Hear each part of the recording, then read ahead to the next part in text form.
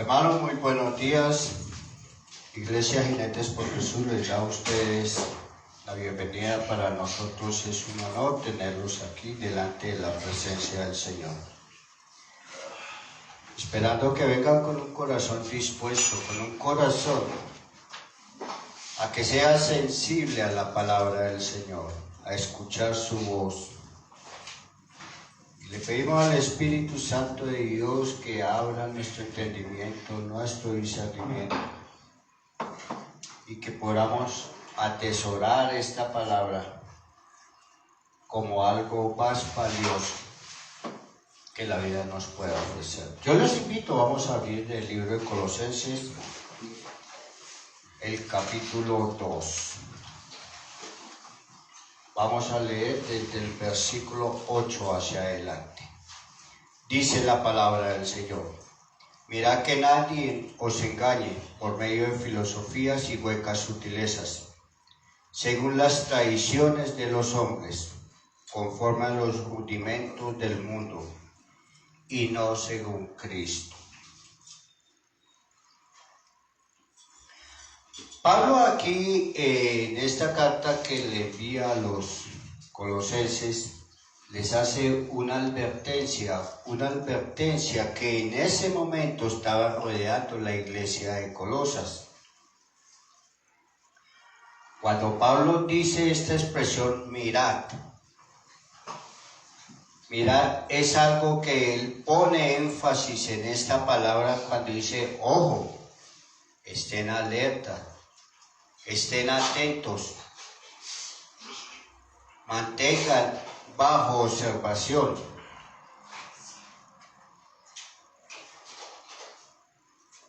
Tengan cuidado con lo que están escuchando, con esas nuevas voces que llegan a la iglesia, con esos nuevos predicadores que vienen a enseñarles con sutileza. ¿Qué es sutileza? Con palabras que nos agradan, con palabras que nos confunden, con palabras que parecieran es la verdad, y que nosotros de una o de otra forma vamos aceptando en nuestro corazón. Y Pablo nos dice, tenga cuidado con esas falsas enseñanzas que parecieran que fueran verdaderas.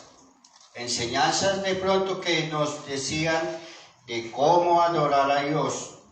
A todos nos gusta aquí presentar una adoración a Dios, al Dios viviente, al Dios verdadero. Pero en estas enseñanzas nos decían de que también podríamos adorar a Dios, y para tener una cercanía más a Dios, muchas veces necesitábamos ayudas externas, como por ejemplo los astros, adorar animales, hacer imágenes, traer aguas, pañales, traer un poco de artículos, que eso nos ayudaba para estar más cerca al Señor. O mejor dicho, para que el Señor nos escuchara. Pero eso es lo que Pablo nos advierte aquí. Nos hace una advertencia de esta mezcla de pensamientos que llegaban a la iglesia y que muchas personas las estaban cobijando en su corazón. Pablo nos dice, esos son sutilezas huecas. Son tradiciones de hombres, son invenciones de filosofías raras que vienen a traerles a ustedes para confundirlos y apartarlos de la verdadera fe. Y hoy en día no es diferente. Hoy en día encontramos muchas iglesias en donde el verdadero evangelio se ha perdido. Y vemos como grandes iglesias aparentemente están deleitándose en la presencia del Señor, están disfrutando de la palabra del Señor, Pero realmente, ¿qué es lo que se está viviendo en esas iglesias? Uno ve, la gente salta, brinca, llora, patalea, se tira al piso y uno dice, oh, qué bonito. Es la unción del Espíritu Santo. Porque esa es la palabra clave.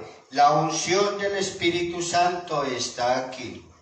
Se está moviendo entre nosotros, se está manifestando en cada uno de nosotros. Siente ese gozo. Y yo hago una pregunta, ¿a quién de ustedes no le gusta sentir el gozo del Espíritu Santo de Dios? A mí me gusta. Es agradable.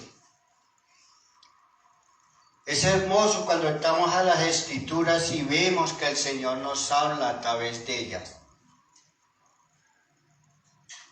Pero en muchas de estas iglesias nos venden, es una fe ficticia, es una fe donde se presenta un show mediático, un show de bonitas palabras, de una buena expresión. Es un show donde hay de todo menos la presencia del Señor, donde se mueven las emociones,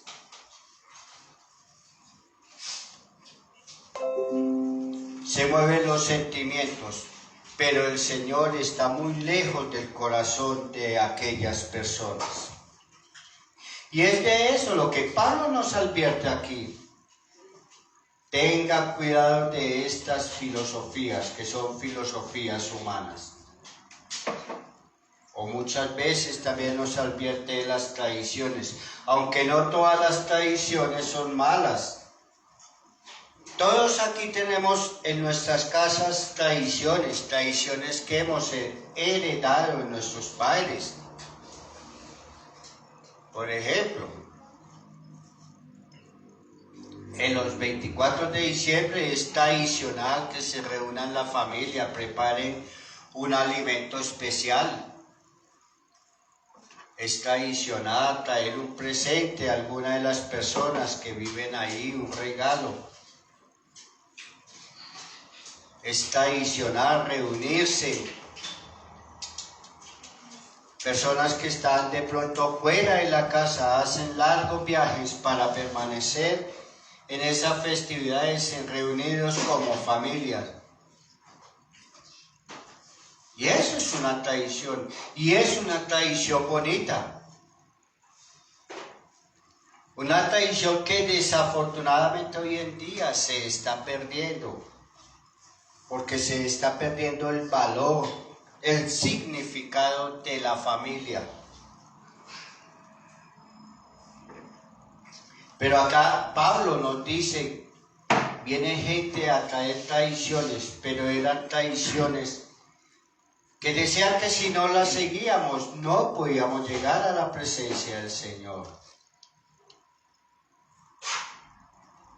Vemos en el versículo 9 donde dice la palabra del Señor. Porque en él habita corporalmente toda la plenitud de la deidad. Y en estas tradiciones que nos traían en ese entonces a la iglesia, que atacaban algunas de las filosofías de la iglesia de Colosas, era esta, de que decían que Jesús no era hijo de Dios, sino que Jesús no era sino como una especie de luz, como un pedacito de luz, de muchas luces que habían llegado. ¿Para qué? Para iluminar nuestra vida. O sea, se negaban la deidad de Jesús. Negaban su omnipresencia, su omnipotencia, todos sus dones divinos que el Señor traía, dados ¿por qué? Por el Padre. Decían hasta muchas veces que el cuerpo de Jesús no era verdadero, porque decían que todo lo que era del Espíritu era santo, pero lo del cuerpo era pecaminoso. Y así decían muchas cosas. que para nosotros es un total disparate. Decía que no, que había que meditar, profunda meditación, para alcanzar la paz y la comunión con Dios.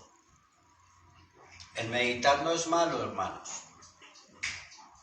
Muchas veces necesitamos un espacio para meditar, reflexionar, analizar muchas veces situaciones de nuestra vida. Pero ellos decían una meditación profunda, en donde se concentraban en pronunciar, balbucear alguna palabra muchas veces, hasta llegar, según ellos, a un conocimiento mayor, a unos planos mayores, y se presentaban como personas que tenían más acercamiento con Dios que nosotros. Yo no sé si ustedes de pronto han visto personas así, y hoy en día es común. Hoy en la misma iglesia se presenta esa tendencia, podríamos decirlo, que hay hermanitos que creen que saben algo de escritura, entonces ya se creen más que el otro hermano que sabe 1 o 2 versículos. O hay hermanos que hacen ayunos, largos periodos de ayuno, y se jactan, yo hago un ayuno de 20 días, yo hago un ayuno de un mes, yo hago un ayuno solo con agua, yo hago un ayuno, y lo están como pregonando. Y eso no es verdaderamente, aunque el ayuno, yo no estoy en contra del ayuno, porque es bueno ayunar. Pero eso no es un requisito para nosotros llegar y tener el favor del Señor. Yo les invito, dice en 1 Juan 1:4.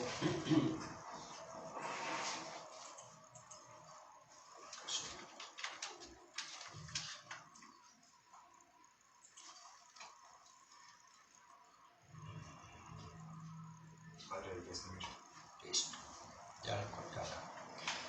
1 Juan 1:4 dice, amados, no creáis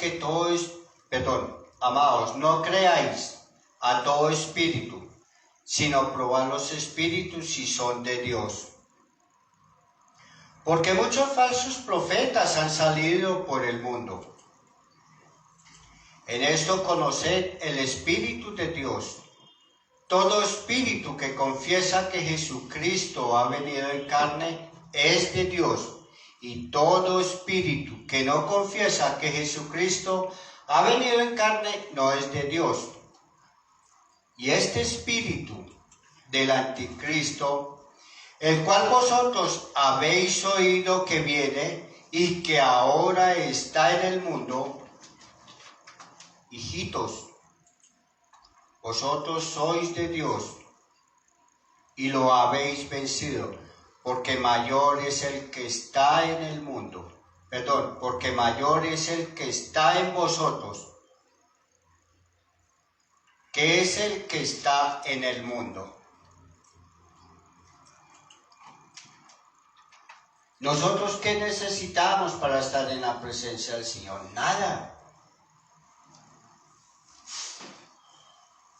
Porque nosotros estamos en Él. Por eso no es necesario ningún ritual, ningún amuleto, ninguna imagen.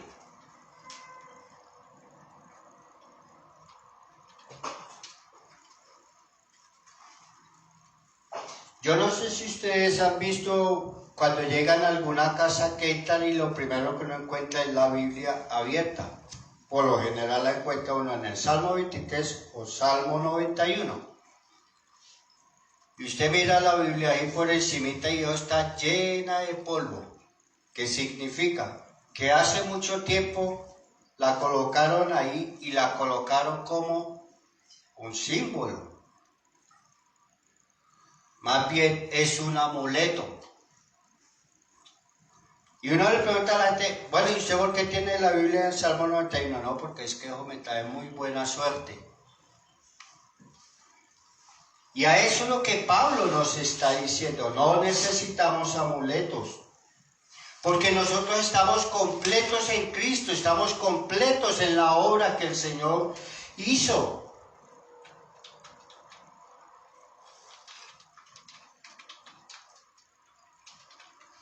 Cuando Jesús le dice a Nicodemo, vayamos a Juan 3, capítulo 3, versículo 5.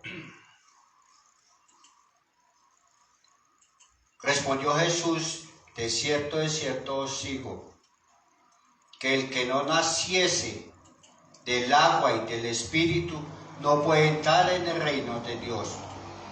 Lo que es nacido de la carne, carne es, y lo que es nacido del Espíritu, Espíritu es.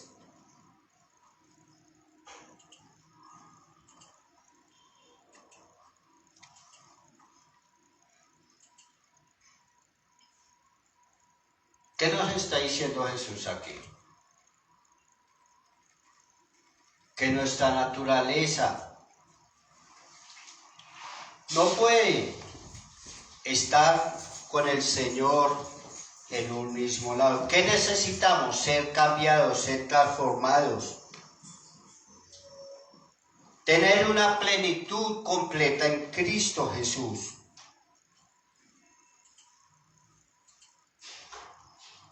Y lo vemos acá en el versículo 10, donde nos dice Pablo, y vosotros estáis completos en Él, que es la cabeza de todo principado y toda potestad. Nosotros tenemos que circuncidar nuestro corazón. Pero esa incircuncisión nosotros no la hacemos, no es a nuestra voluntad. No es la tradición que había antiguamente en Moisés, en Abraham, perdón.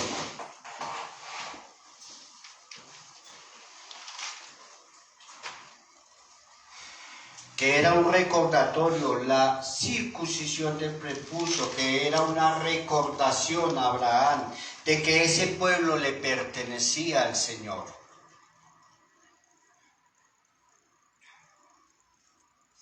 Y eso era lo que le estaban diciendo a la iglesia de Colosas.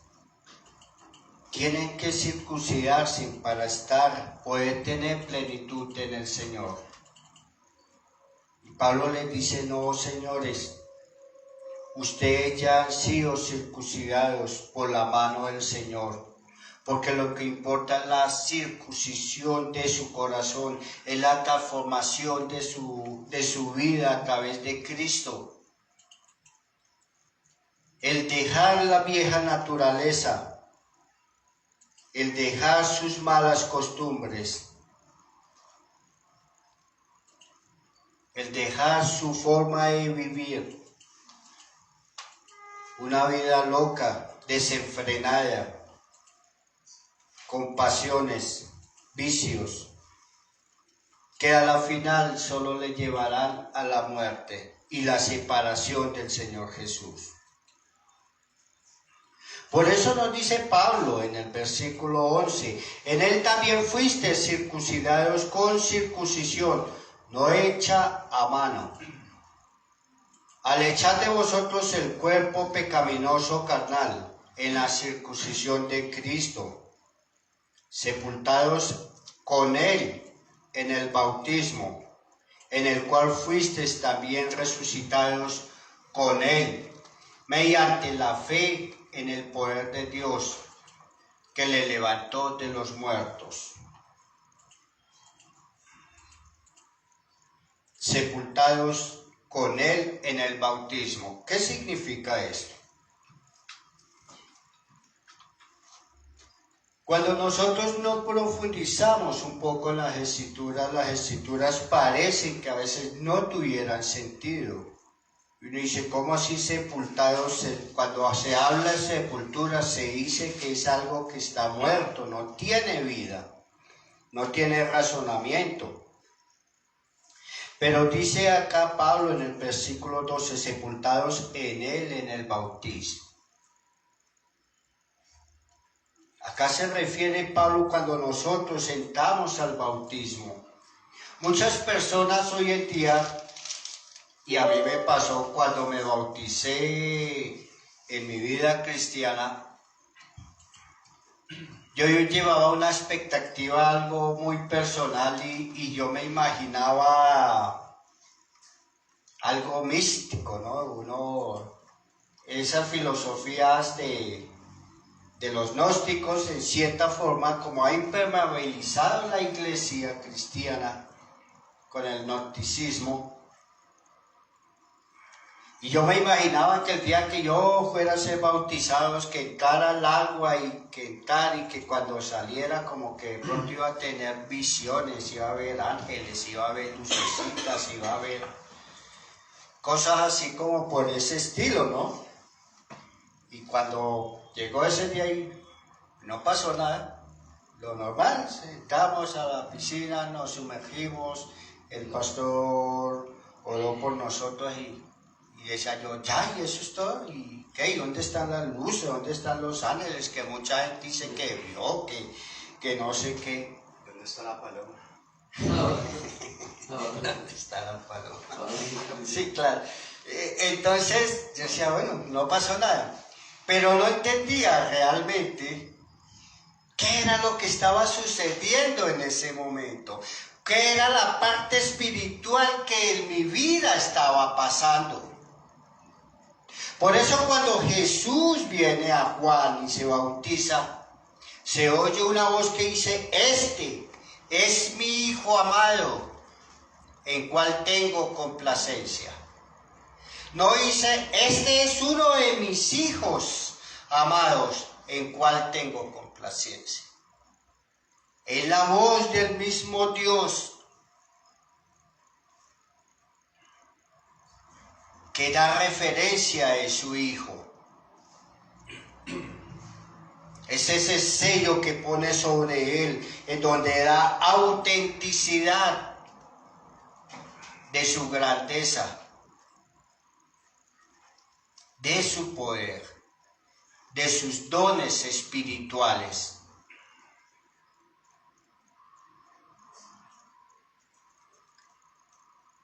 Sepultados con él en el bautismo, en el cual fuisteis también resucitados con él, mediante la fe en el poder de Dios, que le levantó de entre los muertos.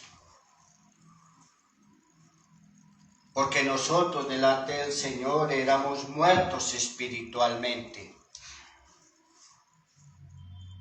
Había en nosotros de todo menos del amor de Dios, menos el interés por buscar la palabra del Señor, por buscar de nuestra salvación, por aceptar las enseñanzas del Señor. Hoy en día hay muchas personas que se declaran ateas. Yo no creo en Dios, yo no creo en el Evangelio, no creo lo que dicen las Escrituras. Esas las escribieron fueron hombres. Dicen, Dios no existe. Y se la pasan toda una vida tratando de demostrar de que Dios no existe. Tratando de mostrar algo que ni ellos mismos dicen que no creen. Pero yo a veces me pongo a imaginar, ¿qué pensará un ateo cuando va en un avión a 23.000 pies de altura y el avión empieza a fallar? Que se le quema un motor, se empieza a mostrar fallas que presienten una tragedia. ¿Será que ese ateo sigue con su misma creencia que Dios no existe? Yo creo que una de sus primeras palabras debe ser, Dios ayude. Pero nos dice Pablo aquí, vosotros estando muertos en pecados de la incircuncisión de vuestra carne, os dio vida juntamente con él, perdonándonos a nosotros de todos nuestros pecados. anulando el acta de los decretos que había en contra de cada uno de nosotros, que nos era contraria, quitándola el medio y clavándola en la cruz. Todos recordamos cuál fue el letrero que le colocaron a Jesús en la cruz. La palabra Rey de los Judíos. ¿Por qué Rey de los Judíos? Porque por eso era acusado. Decían los judíos, se autoproclama el Rey. Pues hay que colocarle el Rey, reconociendo de que era el Rey, en son de burla. Y eso es lo que nos dice aquí, que el Señor llevó nuestras actas. Yo no sé si ustedes han visto una película que es muy corta, se la recomiendo que la vean, se llama El Cruce o La Cruz. Es una película muy bonita, es corta, pero trae un mensaje muy elocuente, que es actual para cada uno de nosotros. En donde en la película nos narra la historia de dos muchachos jóvenes estudiantes y aparentemente ellos tienen un viaje astral, espiritual, y van a un lugar donde hay muchas computadoras, pues ahí lo ejemplarizan así, y en cada una hay un historial. Lo que nosotros hoy en día podríamos llamar el libro de la vida. Cada uno de nosotros tiene un libro, por si ustedes no lo saben, en donde está anotado cada cosa que nosotros hacemos, desde el día que nacemos hasta el último día que estemos en este plano terrenal. Todo lo que hagamos hecho. Hay cosas que estoy seguro que muchas veces nos daría vergüenza de que nuestros hermanos supieran que hemos hecho. Pero el Señor las conoce, porque al Señor nadie puede engañar. No podemos ocultar lo que hacemos en lo oculto, lo que pensamos, lo que realizamos. El Señor todo lo sabe y todo está en este libro de la vida. Y dice aquí en la palabra del Señor que Él tomó ese acta de decretos, ese libro mío, y lo llevó a la cruz y la clavó en la cruz. Fue limpia por medio de su sangre. Y Dios nos mira como si nunca hubiéramos pecado. Nos presentamos delante de Él limpios, puros. Pero no es por mi gracia, no es porque yo sea bueno, no es porque yo lo merezca, sino es solo misericordia del Señor. Es solo el favor del Señor. Mas esto no nos da licencia para seguir pecando y seguir llevando una vida loca, conforme el mundo nos ofrece.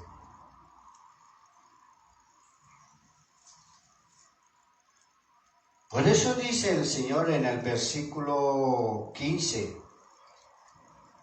y despojándonos a los principados y a las potestades, los exhibió públicamente, triunfando sobre ellos en la cruz.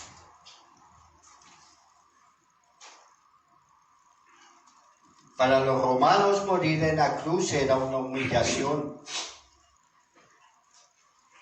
Era lo más degradante que había en cuanto a castigos de muerte. Acordémonos que existían, a muchos decapitaban,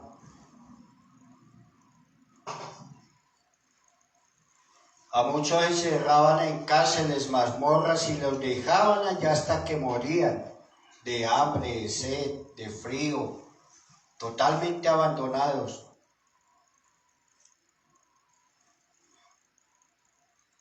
A muchos los apedreaban. Pero el morir en la cruz era lo más degradante que había. Porque era una de las muertes más dolorosas, más terribles que un cuerpo puede sufrir. Dolores y tormentos que ninguno de nosotros, en nuestra más mínima imaginación,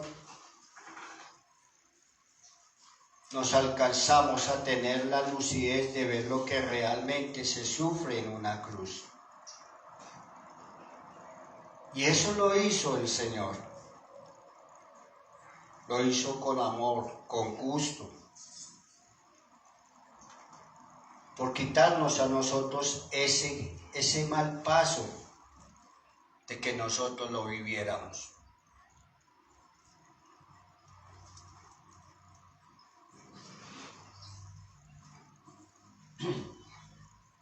¿Cuánto ama usted al Señor? ¿O cuánto cree usted que le ama? ¿O cuánto cree usted en el Señor? ¿Realmente usted es convencido de que en Él encontramos todo? De que en Él está toda la plenitud de Dios.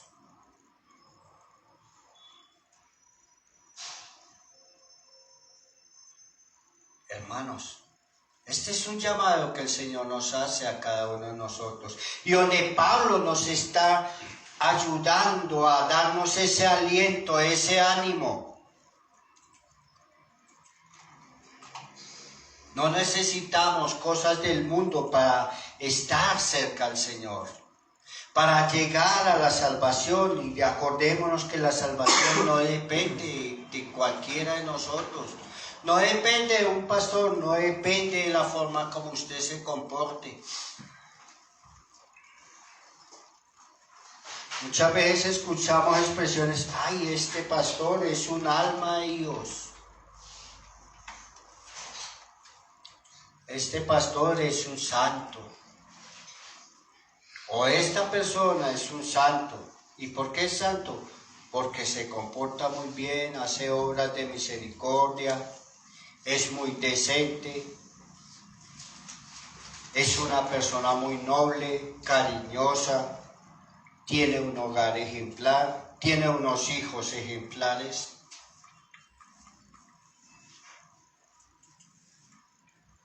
Pero eso es lo que el Señor no quiere en nosotros. O sí quiere en nuestra familia, familias ejemplares, pero ese no es un requisito para la salvación nuestra.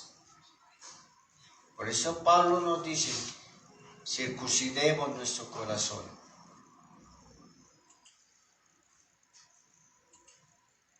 No llegamos al reino de los cielos por tradiciones, por costumbres, sino por reconocer que Jesucristo es el Señor.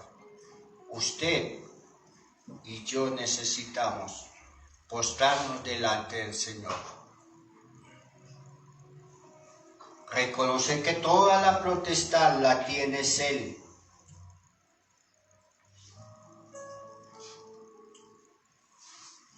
Que toda la bendición viene de parte de Él. Toda sabiduría, conocimiento, viene de parte del Señor. Rindamos nuestra vida hacia Él. Vengamos a Él en plena confianza que Él nos recibirá con los brazos abiertos. No importa lo que tú hayas hecho. No te juzgues, no te condenes por tus errores. No te autoflageles, sino ven al Señor. Póstrese delante de su presencia, reconozca su pecado, apártese del pecado y levanta sus manos en reverencia, honor al Padre y dígale, Señor, en ti están hechas todas las cosas. Yo les invito, vamos a colocarnos de pie y vamos a darle gracias al Señor.